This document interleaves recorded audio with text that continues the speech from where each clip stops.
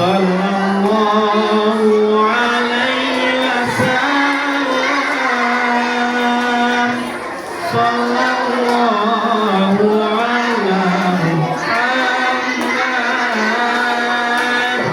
Sallallahu alaihi wasallam. Ayo bersama.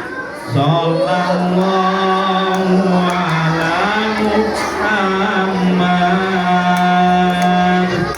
Sallallahu alaihi wasallam. Sallallahu. Luas selalu ada tempat bagi kaum muslimin. Rasulullah kemudian menganjurkan kaum muslim untuk hijrah ke Habasyah, negeri yang aman dan damai, dipimpin oleh Raja Najasyi yang adil dan bijaksana. Rombongan pertama yang pergi berjumlah 15 orang, termasuk Utsman bin Affan bersama istrinya Ruqayyah, putri Rasulullah. Mereka pergi secara diam-diam pada malam hari agar tidak ketahuan oleh kaum Quraisy. Kapal ini akan mengantarkan kita ke Habasyah. Kemudian mereka menumpang sebuah kapal. Dialah yang memimpin kelompok tersebut. Kaum Quraisy mengetahui kejadian itu, namun semua sudah terlambat. Celaka, mereka berhasil lolos. Mulai saat ini tidak akan ada ampun lagi bagi mereka. Setelah itu, penindasan terhadap kaum muslimin semakin parah. Mereka dikucilkan dari semua kegiatan sosial, termasuk pekerjaan, perdagangan, hingga pernikahan.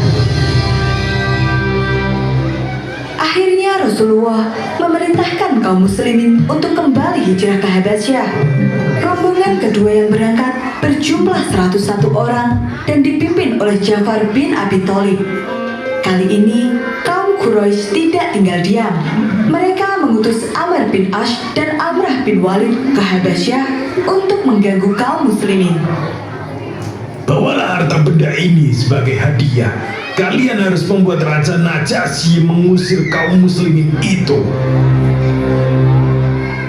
Amr bin Ash menghasut Raja Najasyi dengan mengatakan bahwa Islam adalah ajaran yang sesat karena tidak mengakui Tuhan-Tuhan nenek moyang.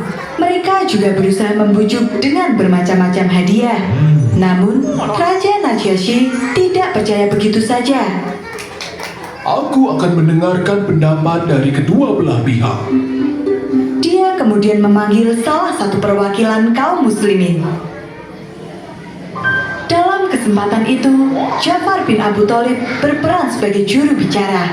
Dia menjelaskan apa itu Islam dengan sangat baik kepada sang raja. Dan ketika dia membacakan surat Maryam, Raja Najasyi menangis.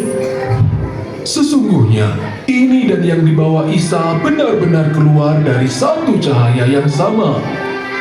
Sejak saat itu, kaum muslimin di Habasyah bisa beribadah dengan aman. Berbanding terbalik, Rasulullah dan para sahabat yang masih bertahan di Mekah semakin terpojok. Hei, ambilkan aku kotoran kambing. Para sahabat Abu Jahal memenuhi permintaan itu. Apa yang akan kamu lakukan dengan ini? Aku akan memberikannya pada Muhammad. Kemudian, Abu Jahal berjalan mendekati Rasulullah yang sedang sholat. Dan ketika Rasul sujud, Abu Jahal meletakkan kotoran itu di antara bahu Rasul.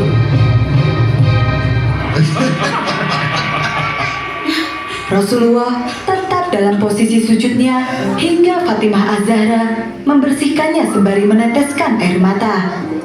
Itu adalah sedikit cerita tentang kekejaman kaum Quraisy terhadap Rasulullah. Pada tahun ke-10 setelah kenabian, Rasulullah menghadapi cobaan yang sangat pedih. Dua orang yang sangat dicintainya wafat. Mereka adalah Abu Thalib dan Siti Khadijah. Tahun itu pun disebut dengan Amul Husni atau tahun kesedihan. Kini, tidak ada lagi Abu Thalib, sosok kuat yang melindungi Rasul dari kekejaman kaumnya. Dan tidak ada lagi Siti Khadijah yang selalu setia mendampingi Rasul.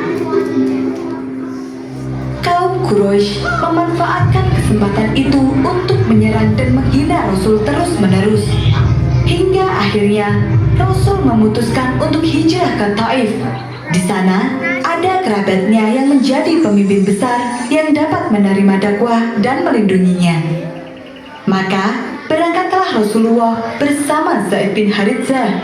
Mereka berjalan kaki menempuh jarak yang cukup jauh. Sayangnya, orang-orang Taif menolak kedatangan Rasulullah. Kalian tidak terima di sini. Kemudian, mereka mengusir Rasul beserta Zaid bin Haritsah dengan lemparan batu hingga terluka parah. Dalam perjalanan pulang menuju Mekah, Rasul berdoa, Ya Allah, tunjukkanlah jalan yang lurus kepada kaumku, karena sesungguhnya mereka tidak mengerti. Di tengah kesedihan dan kesulitan yang dirasakan Rasulullah, Allah menunjukkan mukjizatnya yang sangat luar biasa. Pada malam itu, Rasulullah sedang berada di Hatim dekat Ka'bah. Malaikat Jibril datang menghampiri dan membelah dadanya, kemudian membersihkannya dengan air Zam-Zam. Selanjutnya, malaikat memenuhi hati Rasul dengan iman dan hikmah. Setelah itu datanglah Buraq, seekor tunggangan yang berwarna putih dan bersayap yang mampu melangkah secepat kilat. Rasulullah mengalami perjalanan yang luar biasa, dari Masjidil Haram di Mekah ke Masjidil Aqsa di Palestina yang disebut dengan Isra, perjalanan malam.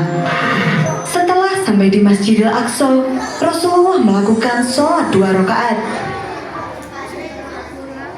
Dari Masjidil Aqsa, malaikat Jibril mendampingi Rasulullah naik ke langit sampai Sidratul Muntaha yang disebut dengan Mi'raj. Perjalanan yang begitu jauh dan mustahil itu hanya ditempuh dalam waktu 1 malam. Peristiwa itu terjadi pada tanggal 27 Rajab tahun 621 Masehi dan dikenal dengan nama Isra Mi'raj. Ketika sampai di langit pertama, Rasulullah bertemu dengan Nabi Adam. Di langit pertama Rasulullah bertemu dengan siapa? Nabi Adam. Nabi Adam adalah ayahnya para nabi dan seluruh umat manusia di bumi ini. Boleh dicatat. Lanjut. bertemu dengan Nabi Yahya dan Nabi Isa. Kemudian di langit ketiga hingga ketujuh bertemu dengan Nabi Yusuf, Nabi Idris, Nabi Harun, Nabi Musa, dan Nabi Ibrahim. Ulangi. Oke, siap. Dengarkan ya. Dia mendampingi Rasulullah naik ke langit sampai Sidratul Muntaha yang disebut dengan Mi'raj. Perjalanan yang begitu jauh dan mustahil itu hanya ditempuh dalam waktu 1 malam. Peristiwa itu terjadi pada tanggal 27 Rajab tahun 621 Masehi dan dikenal dengan nama Isra Mi'raj. Ketika sampai di langit pertama, Rasulullah bertemu dengan Nabi Adam. Di langit kedua, bertemu dengan Nabi Yahya dan Nabi Isa. Kemudian, di langit ketiga hingga ketujuh, bertemu dengan Nabi Yusuf, Nabi Idris, Nabi Harun, Nabi Musa, dan Nabi Ibrahim. Kemudian Rasul bertemu dengan Allah Subhanahu wa Ta'ala. Aku memenuhi panggilanmu, wahai Tuhan. Banyak sekali karunia yang diberikan oleh Allah Subhanahu wa Ta'ala kepada Rasulullah. Di antaranya, 1. Allah menjadikan Rasulullah sebagai kekasihnya. 2. Menjadikan umat Islam sebagai golongan pertama yang dibangkitkan dari kubur dan pertama dihisab. 3. Diberi 8 kebaikan, yaitu Islam, hijrah dari Mekah ke Madinah, jihad, sedekah, sholat, puasa Ramadan, memerintah kebaikan, dan melarang keburukan. Allah juga menjadikan Rasulullah sebagai penutup bagi para nabi, serta memberikan perintah penting, yaitu sholat 50 kali. Selesai berdialog dengan Allah, Ya, sholat berapa kali? Perintah pertama 50 kali. Rasul kembali turun. Dalam perjalanan, Rasul kembali bertemu dengan Nabi Musa di langit keempat. Dia bertanya apa yang diperintah oleh Allah. Kemudian Rasul menjawab, perintah sholat 50 kali.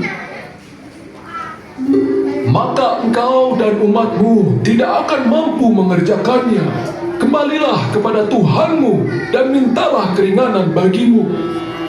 Rasul kembali menemui Allah dan memohon keringanan. Allah menurunkannya menjadi 40 kali.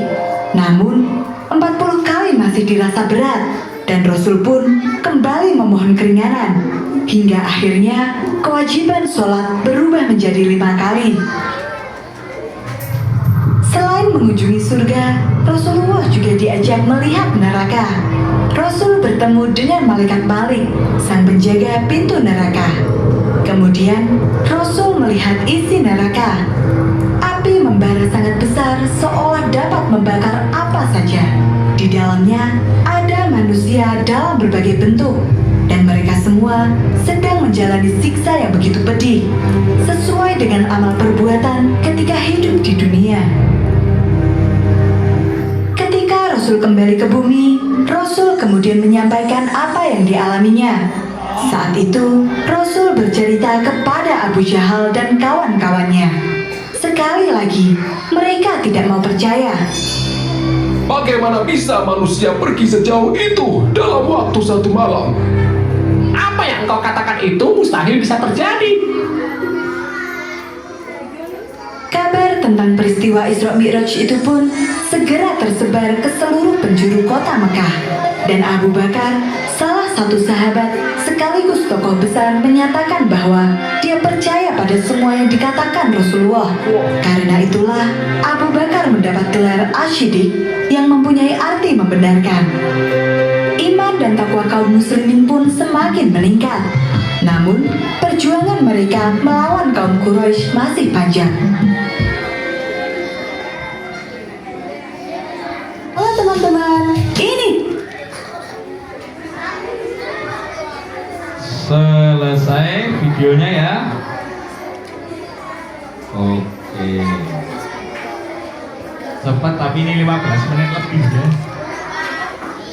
Baik. Sudah selesai ya. Untuk ulasan singkat sejarah peristiwa Isra dan Mi'raj Nabi Muhammad Sallallahu Alaihi Wasallam. Allahumma sholli ala Muhammad. Baik, anak-anakku sekalian, setelah kita menyaksikan dan mendengarkan video kisah Nabi Muhammad dalam peristiwa Isra dan Mi'raj, maka akan saya tegaskan lagi ya. Peristiwa Isra dan Mi'raj diabadikan di dalam Al-Quran di surat apa? Helmi? Surat apa Hel? Di dalam surat Al-Isra atau surat Bani Israil yang berbunyi A'udzubillahi minasyaitonirrajim. Bismillahirrahmanirrahim.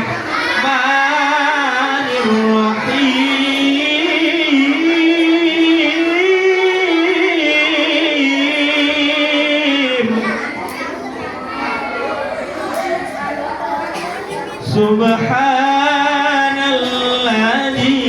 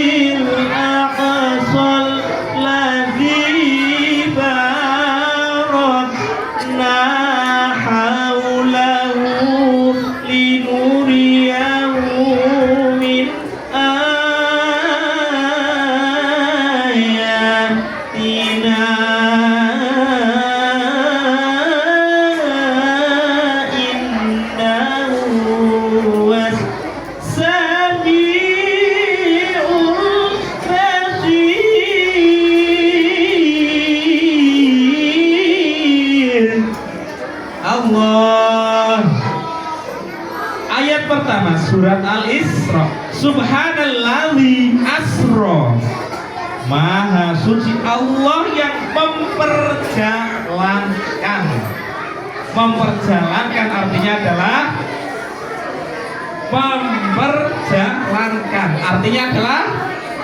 apa? Allah Subhanahu wa taala mengutus malaikat Jibril untuk menemani Rasulullah Muhammad SAW pada malam hari berjalan atau istilahnya adalah menjalani sebuah perjalanan dari Masjidil Haram, naik apa namanya? Kendaraan yang dinamakan buraq. Padahal jarak dari Masjidil Haram minal Masjidil Haram ilal Masjidil Aqsa, dari Masjidil Haram ke Masjid Al-Aqsa. Al-Aqsa itu di mana? Di Yerusalem. Yerusalem itu mana? Palestina. Dari Masjidil Haram ke Palestina, ke Yerusalem itu, ke Al-Aqsa atau Bait Al-Quds, ya. Itu jaraknya itu sangat jauh, ya. Jaraknya sangat jauh. Kalau orang dulu menempuh perjalanan dari Masjidil Haram ke Masjidil Aqsa itu membutuhkan waktu sekitar kurang lebih 2 bulan perjalanan.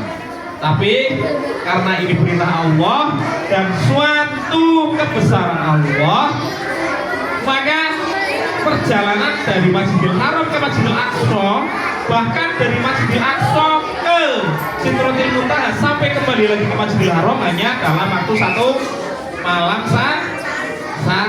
saja, ya, hanya dalam waktu 1 malam saja. Di dalam perjalanan Allah dibarokna haulahu linuriyahu min ayatina. Allah dibarokna haulahu. Rasulullah itu adalah diberkati sekelilingnya, ya, diberkati sekelilingnya. Jadi latar belakang peristiwa Isra Mi'raj ini adalah pada waktu itu Nabi sedang dalam keadaan yang sangat-sangat sedih, ditinggal oleh paman yang selalu melindunginya dari kekejaman kaum kafir Quraisy. Paman Nabi siapa yang selalu melindungi beliau? Abu Thalib. Siapakah Abu Thalib itu? Ayahnya Ali bin Abi Thalib, sepupu Nabi. Nah, tak lama setelah meninggal oleh pamannya, juga ditinggal oleh istri tercintanya, yaitu Khadijah, Siti Khadijah, istri yang selalu menemani, sehingga pada waktu itu Nabi sangat sedih, ditinggal paman, ditinggal istri. Nah, dan pada waktu itu serangan-serangan, tentangan kaum kafir Quraisy terhadap Nabi Muhammad itu semakin menjadi hoax demi hoax disebarkan oleh Abu Jahal dan Abu Lahab. Padahal itu pamannya Nabi sendiri, ya, tapi menentang ajaran Nabi untuk mensyiarkan ajaran Islam atau ajaran agama Islam, ditentang habis-habisan. Bahwa ketika minta bantuan kerabatnya yang ada di kota Taif, siapa yang pengen ke Mekah? Siapa yang pengen mengunjungi kota Taif di sana? Ya, kota Taif itu kalau ke Mekah itu adalah, Mekah itu kan provinsi di negara Saudi Arabia. Salah satu kota yang terkenal adalah kota Taif. Kota Taif itu kota yang berada di wilayah pegunungan. Mekah ini wilayahnya adalah pegunungan berbatu. Di sana kondisinya sangat panas dan gersang. Tetapi kota Taif itu diberikan nikmat, ya, diberikan rahmat berkat doa Nabi Ibrahim. Nah, kota Taif itu sebuah kota yang ada di provinsi Mekah, yang tanahnya sangat subur di sana.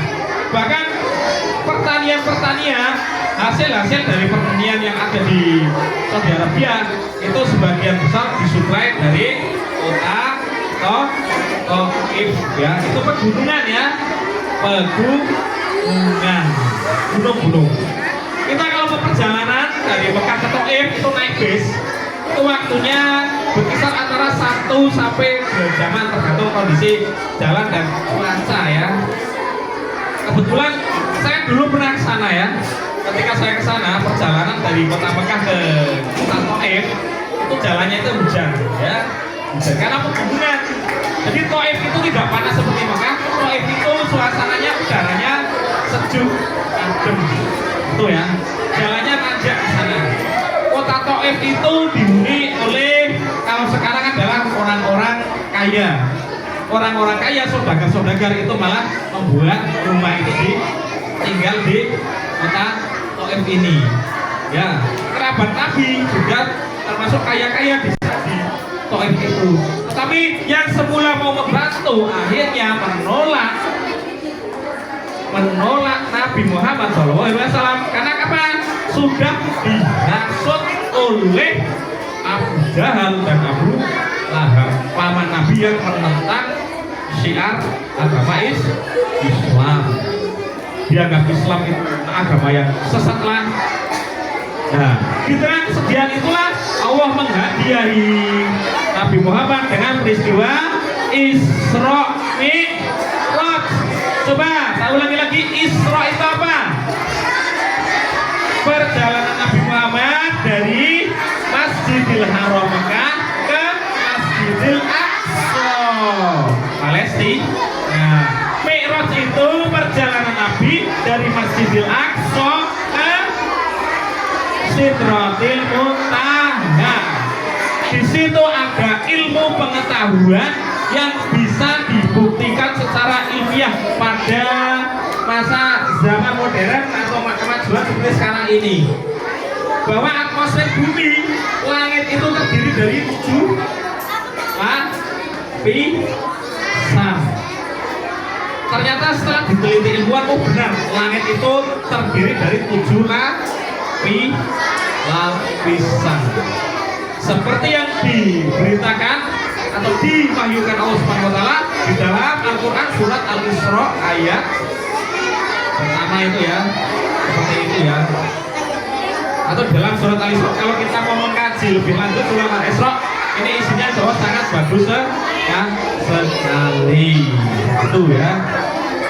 Nah, karena dengan adanya peristiwa Isra Mi'raj ini kita mendapatkan hikmah yang luar biasa.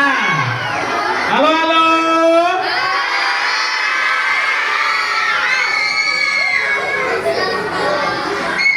Sikap arbaatun. Oke, lanjut. Dengan adanya peristiwa Isra Mi'raj ini, kita mendapatkan berkah yang luar biasa yang tidak memberatkan kita sebagai umat Islam, yaitu hadiah sholat 5 waktu. Sholat pertama yang dilaksanakan Rasulullah setelah peristiwa Isra Mi'raj, sholat apa coba? Sholat apa? Ya? Ada yang gugur, ada yang jawab apa lagi? Ya, sholat subuh. Sholat pertama yang dilaksanakan umat Islam setelah peristiwa Isra Mi'raj adalah sholat subuh. Karena Nabi kembali lagi ke Masjidil Haram Mekah itu sebelum subuh. subuh 2 rakaat, zuhur 4 rakaat, asar 4 rakaat, maghrib 3 rakaat, isya 4 rakaat. Dari sebelumnya sholat itu diberitakan 50 waktu. Nah, karena mendapat masukan dari Nabi Musa alaihissalam, maka Rasulullah kemudian menyampaikan kepada Allah Subhanahu wa taala untuk meringankan waktu sholat. Akhirnya menjadi 5 rakaat. Nah, setelah itu berjalanlah sholat itu sehari semalam menjadi 5 rakaat. Nah, itu adalah berkah atau hadiah terindah bagi umat muslim semenjak peristiwa Isra dan Mi'raj Nabi Muhammad Shallallahu Alaihi Wasallam. Kira-kira kalau waktu sholat masih 50 kali sehari, sanggup ya? Lawang peng 5 cek bolong-bolong. Coba siapa yang kemarin sholat duhur langsung, yang tidak langsung. Duhur sholat kan? Kebangetan. Saya wajibkan untuk kelas 4 dan kelas 5 sebelum pulang harus sholat duhur. Kelas 5, kelas 4B juga ya dijalankan sebelum pulang harus sholat duhur supaya tidak meninggalkan sholat. Tadi yang meninggalkan sholat. Nah, itu ya. Yang kemarin sholat asar tunjuk jari, yang tidak tunjuk jari. Ada. Yang tidak sholat maghrib, yang tidak sholat isya, yang tadi pagi tidak sholat subuh. Masih ada yang tidak sholat ya. Padahal kewajiban menjalankan sholat 5 waktu itu hukumnya adalah wajib bagi laki-laki atau perempuan yang sudah balik. Anak mulai usia 7 tahun sudah disuruh untuk mulai apalagi sudah balik. Rentan usia 9 sampai 15 tahun itu rentan usia mulai balik. Yang laki-laki biasanya ditandai dengan mimpi basah. Terus apa lagi? Sudah mengerti yang baik dan yang buruk. Biasanya mulai tertarik dengan lawan jenis. Yang perempuan biasanya menstruasi, seperti itu, mulai tertarik dengan lawan jenis. Gitu loh. Si A mulai suka sama si B. Wah, si B banget ini kayak opak-opak Korea ini. Nah, si C suka sama si B. Wah, cantik banget. Nah, itu sudah mulai balik. Kalau kayak gitu berarti sudah wajib untuk melaksanakan sholat 5 waktu. Orang yang tidak melaksanakan sholat akan dimasukkan ke dalam neraka.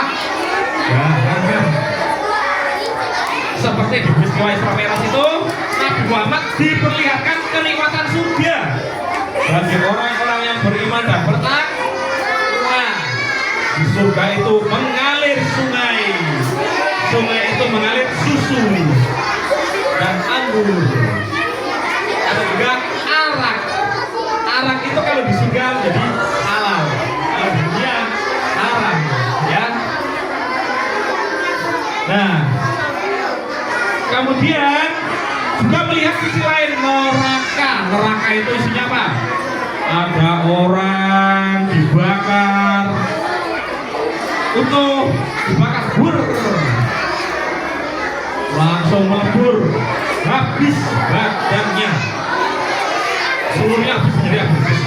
Terus dijadikan manusia lagi, utuh lagi, dibakar lagi bur dengan api neraka. Terus urusan seperti itu bagi orang yang tidak melaksanakan atau meninggalkan sholat. Ayo mulai dari sekarang kita harus berusaha dan wajib untuk senantiasa melaksanakan sholat 5 waktu. Karena sholat itu adalah tiangnya agama. As-sholatu ibaduddin. Sholat itu tiangnya agama. Kalau tiangnya saja sudah tidak kuat, mesti seluruh bangunan akan roboh. Kalau agama itu sudah roboh, maka pondasi beragama, bangunan agama itu menjadi lemah dan akan menyebabkan kerusakan di muka bumi ini. Nah, dengan melaksanakan sholat, kita bisa mengendalikan hati, mengendalikan pikiran dan akal. Jika dilaksanakan dengan benar-benar khusyuk dan memenuhi syarat rukun dan syarat sahnya sholat, maka hati, akal, pikiran akan menjadi selaras dan menjadi orang yang baik. Yang semula bersifat kurang baik, keras, akan menjadi lemah lembut. Yang semulanya merusak akan menjadi memperbaiki. Itu dengan melaksanakan sholat. Kenapa? Inna sholata tanha anil fahsya'i wal munkar. Sesungguhnya sholat itu mencegah dari perbuatan keji dan munkar. Makanya disuruh sholat. Siapa saja yang diperintahkan untuk sholat? Halo, halo.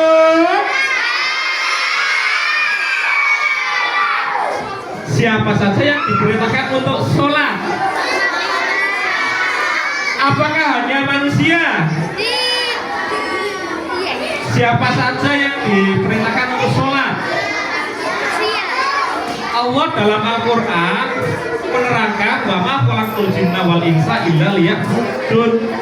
Allah tidak menciptakan jin dan manusia kecuali untuk beribadah. Jadi manusia dan jin itu diperintahkan untuk melaksanakan sholat.